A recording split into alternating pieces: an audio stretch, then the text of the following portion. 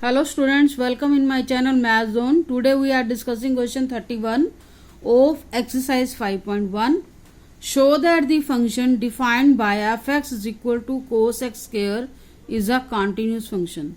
देखो यहाँ x square आपका ब्रैकेट में लिखा हुआ है, ये कंपोजिट फंक्शन होते हैं इस तरह से, लेकिन लिमिट निकालने में हम उसी प्रोसीजर से लिमिट निकाल लेंगे जैसे हमने पहले लास्ट क्वेश्चंस में किया है। और यहाँ पर इस क्वेश्चन में आपको कोई पर्टिकुलर पॉइंट भी नहीं दिया गया जिसके ऊपर आपको कंटिन्यूटी चेक करनी है। तो क्या करेंगे, अपनी तरफ से कोई भी कांस्टेंट नंबर ले लेते हैं। c लिया हमने, c कोई भी रियल नंबर है। Let the check the continuity x is equal to c। c किसको बिलोंग कर रहा है? रियल नंबर पर। तो लेफ्ट हैंड लिमिट निकालेंगे at x is equal to c पर। किस तरह से लिखा जाता है? सेम वही प्रोसीजर रहेगा। Left hand limit x approaches c minus cos x square. इस x को ऐसे का ऐसे ही ब्रैकेट में रखना है जैसे आपको स्टेटमेंट में गिवन है। लेफ्ट हैंड लिमिट निकालने में c minus h, if x approaches c then h approaches 0, h approaches 0 cos c minus h whole square. h के रिप्लेस में आप 0 रखोगे, क्या आ जाएगा? Cos c square. तो लेफ्ट हैंड लिमिट हमारी क्या आई? Cos c square. Same way से राइट हैंड लिमिट निकालेंगे at x is equal to c पर। put x is equal to c plus if x approaches c then h approaches 0। Function हमारा क्या है? Same है। h approaches 0 c plus h के replace में 0 रखोगे, cos c square. And value of the function at the same point, cos c की value भी क्या आई? cos c square. Left hand limit, right hand limit and value of the function at the same point all are same, so function is continuous at x is equal to c। It means for all real value. C हमारा किसको belong कर रहा है? Real value को। It means given function जो होगा सारी real values पर क्या होगा? कंटिन्यूस होगा।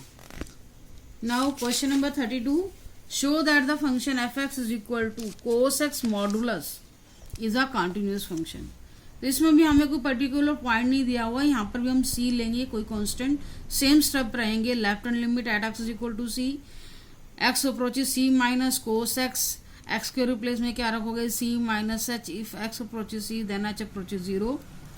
कोस x के रिप्लेस में c माइनस h रखोगे, मॉडुलस का साइन वही रहेगा। h के रिप्लेस में 0 रखी, कोस c आ गया, modulus as it is. Same as right hand limit. Right hand limit में हमें क्या पुट करना होता है? वही फंक्शन है हमारा, सेम फंक्शन है। x के रिप्लेस में क्या रखोगे? c plus h, if x approaches c then h approaches 0। c plus h के रिप्लेस में 0 रखा, कोस c आ गया। और value of the function at the same point, वो भी क्या सेम है। Left limit, right limit and value of the function at the same point all are same, so function is continuous at x is equal to c। It means for all real values. Next question 33, examine that sine modulus x is a continuous function. Same step रहेंगे। यहाँ पर भी आपको c अपनी तरफ से constant लेना होगा क्योंकि पर्टिकुलर पॉइंट नहीं गिवन है। x belongs to r at left hand limit at x is equal to c।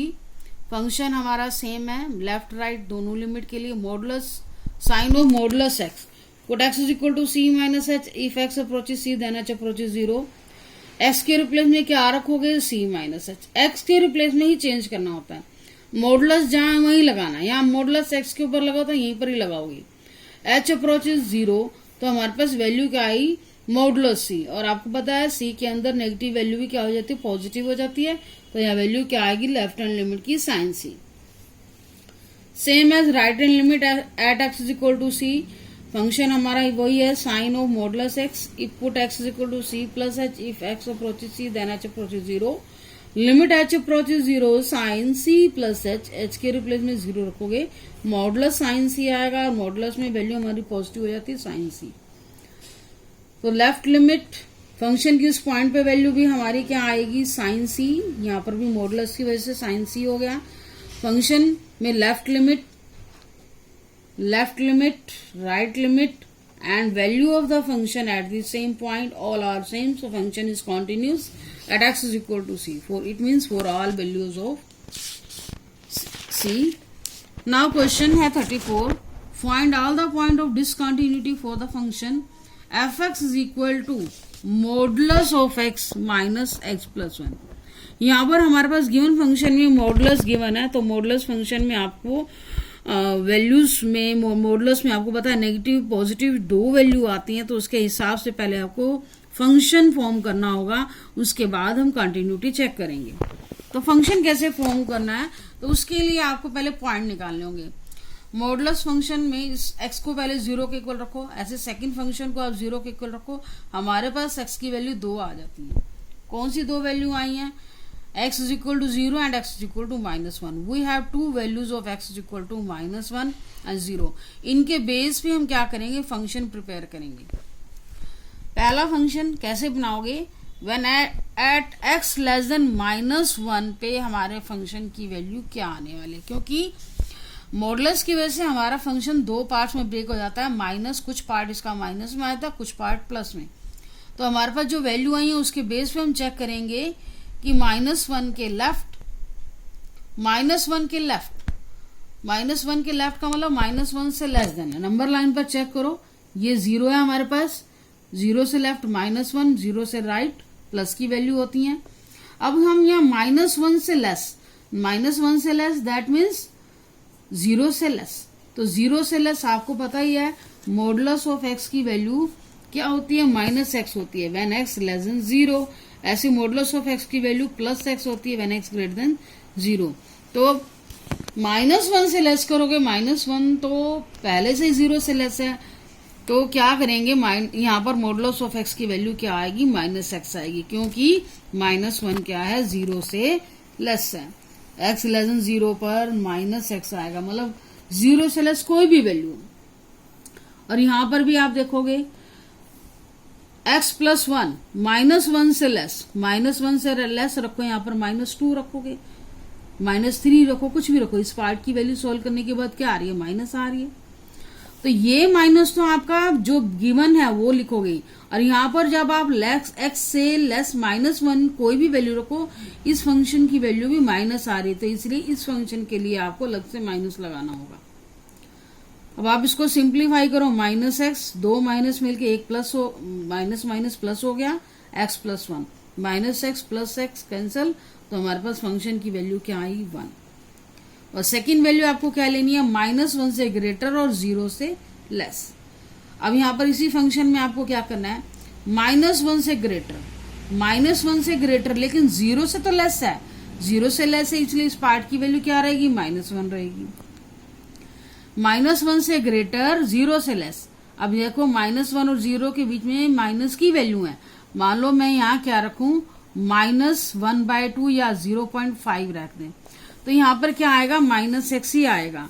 और यहाँ पर आप -0.5 रखते हो, तो इस पार्ट की वैल्यू क्या आ रही है? पॉजिटिव आ रही है। मैंने -1 और 0 के बीच की वैल्यू ले ली, ये आपका नेगेटिव रहेगा और ये वैल्यू पॉजिटिव आ रही है, इसलिए ये पॉजिटिव रहेगा। ये साइन हमारा बीच का जो साइन है वो लगा हुआ है, इस वैल्यू का साइन पॉजिटिव आएगा, इसलिए मैंने इसको पॉजिटिव लिया। -x -1, ये अंदर हमने साइन मल्टीप्लाई किया, -x -1, -x -2x एंड -1। तो हमारे पास सेकेंड रेंज के लिए फंक्शन क्या आया? -2x -1 at x greater than equal to 0। x greater than equal to 0 का मतलब x क्या आएगा? पॉजिटिव आएगा। और x greater than equal to 0, 0 से बड़ी वैल्यू के लिए भी क्या पॉजिटिव रहेगा। जो मिडिल साइन है ये अपनी जगह पर वही का वही रहेगा। x -x -1 मल्टीप्लाई करेंगे, x से x कैंसल, -1। तो अब हमने फंक्शन प्रिपेयर कर लिया अपनी लिमिट के बेस पे।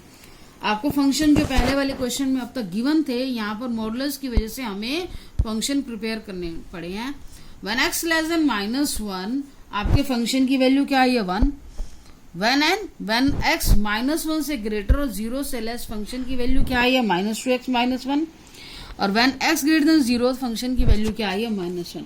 अब हम -1 और 0 पर कंटिन्यूटी चेक करेंगे, क्योंकि हमारी जो मॉडुलस आया उसके बेस पे हमने जो वैल्यू निकाली है x और x की, -1 और 0 आई है, उन्हीं दोनों पॉइंट पर हम कंटिन्यूटी चेक करेंगे।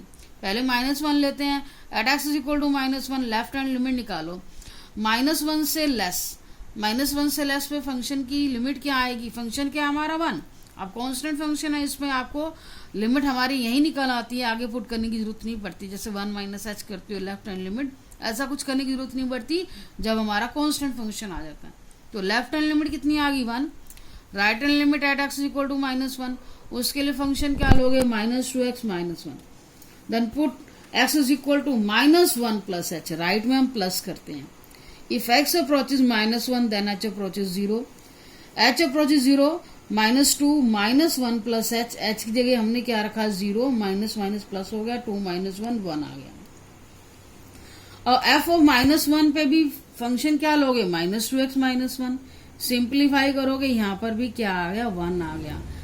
फंक्शन की उसी पॉइंट पे value left right limit all are equal, so function is continues at x equal to -1। अब हमारी सेकंड वैल्यू क्या है 0, जिसके ऊपर हमने कंटिन्यूटी चेक करनी है। Left hand limit 0 minus, left के लिए आप क्या लोगे फंक्शन -2x -1 -2x -1।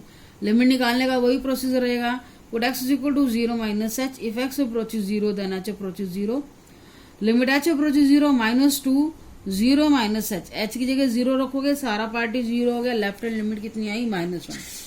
ऐसी राइट हैंड लिमिट के लिए आपने फंक्शन क्या लेना -1, right hand limit at x is equal to 0 -1 है, कांस्टेंट फंक्शन है, लिमिट वही निकल गई। और आप 0 पर भी फंक्शन की वैल्यू इक्वलिटी पर भी वही आएगी, तो लेफ्ट राइट लिमिट और उसी पॉइंट पर फंक्शन की वैल्यू क्या है सेम है, so function is continues at x equal to 0।